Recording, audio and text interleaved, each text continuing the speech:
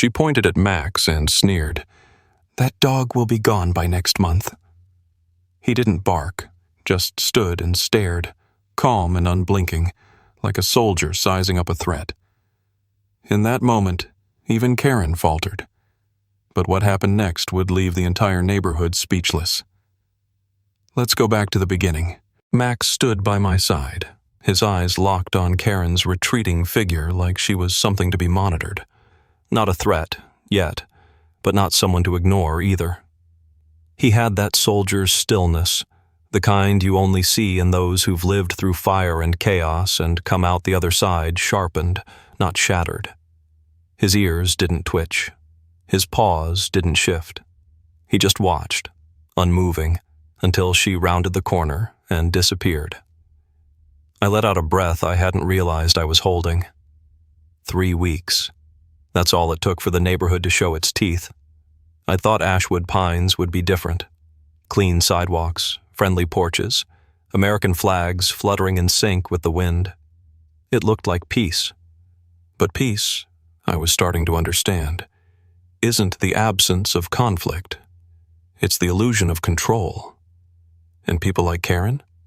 They live for the illusion. I crouched beside Max, rubbing that spot behind his ear where the fur was thin from the old burn.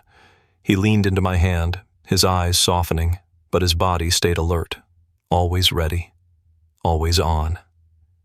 "She's going to be a problem, huh?" I muttered. Max gave a quiet huff. Not a bark, not a growl, just acknowledgement. Inside, I paced. Not out of fear. God knows I've faced worse. But because something about the way she spoke triggered something primal in me. The cold confidence, the way she used words like authority and violation as weapons. It reminded me of men I'd seen behind compound walls who wore fake badges and carried real power. Tyrants in pressed shirts. But this wasn't Kandahar or Kirkuk. This was supposed to be my home. Our home. And Karen had just drawn a line in the mulch. Later that evening, I sat on the porch with a lukewarm beer, watching the street bathe in soft lamplight. The houses all looked the same, quiet, motionless, clean. But I could feel the neighborhood watching, eyes behind shutters, curiosity simmering behind fake smiles, and welcome to the neighborhood doormats. Max sat at my feet, his gaze never far from the corner Karen had vanished into earlier. That's the thing about men like me, and dogs like Max. We don't bark without reason. But when we do, people remember the sound. And Karen? She'd just given us a reason. The letter came in a stiff white envelope, the kind that crackles when you tear it open, as if it resents being touched. The handwriting on the label was neat, almost surgical. Karen's signature underneath the HOA letterhead was oversized, looped, and proud. Notice of intent to file civil suit regarding animal aggression and emotional disturbance. There it was, in formal typeface, an accusation leveled against a war hero. The claim? That Max had intimidated a senior resident and fostered a hostile emotional environment. I read it once, then again, then once more. Each time the same boiling disbelief climbed higher in my chest. Attached were low-resolution screenshots from her Ring camera. Max lying on the porch in the sun, head on his paws, eyes half-lidded with boredom. According to Karen, that posture was predatory. She'd highlighted it, literally highlighted it, with a caption in red marker. "Look at the tension in the shoulders." I didn't laugh, not this time. I made the call to the HOA office. The woman on the other end of the line spoke with the glazed indifference of someone trained to deliver policy without empathy. "Yes, sir. Ms. Whitmore does have discretionary authority as acting chair to initiate preliminary nuisance filings. The board will review your appeal within 45 days. I asked what that meant for Max in the meantime. Her response was ice cold. "He'll be temporarily flagged as a potential security concern." Security concern? Max, who dragged bleeding Marines across hot gravel with his teeth, who once circled a wounded platoon for 6 hours in active combat while waiting for extraction. The same dog who whimpered in his sleep every time a car backfired? I didn't slam the phone down. I placed it, quiet, measured. Fury is louder in silence. I went to the hallway closet and unlocked the file cabinet. The smell of old paper and memory drifted out like dust off a battlefield. Inside was the folder I never thought I'd need again, Max's military records. 3 medals, burnished bronze engraved with service numbers. A letter of commendation from the Secretary of the Army. Deployment documentation stamped in the dustiest parts of the world. And a photo, weather-worn but sacred. Max in front of 12 soldiers, arms around each other, grinning like death hadn't just passed them by. I gathered it all and laid it out on the dining table like evidence in a war crime tribunal. Each page told a story. Each document screamed the truth that Karen refused to see. That weekend, she strutted past my fence with her clipboard, plastic whistle around her neck, and the inflated confidence of someone who'd never had their world truly challenged. She stopped, pointed at Max, who lay perfectly still behind the gate, and gave me her verdict. "That dog will be gone by next month. I'll make sure of it." Max rose slowly, fluidly, without a single sound. Not because she was a threat. Because instinct whispered, "Watch her." His body didn't tense. His tail didn't wag. He just looked. And in that look was everything Karen would never understand.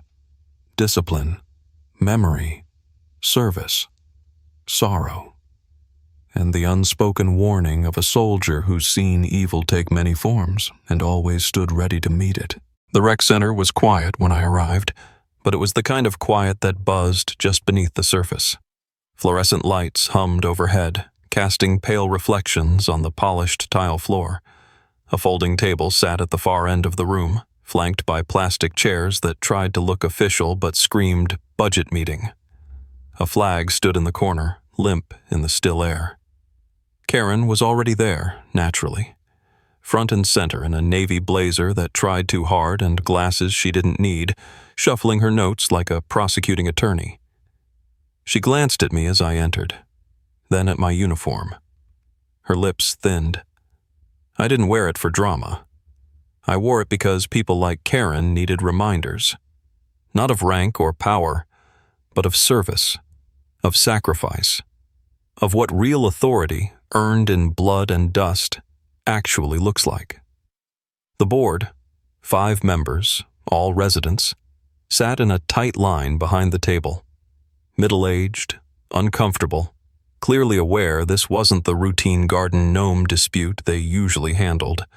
One of them, a wiry man with a twitchy knee, gestured for Karen to begin. She launched in with theatrical confidence.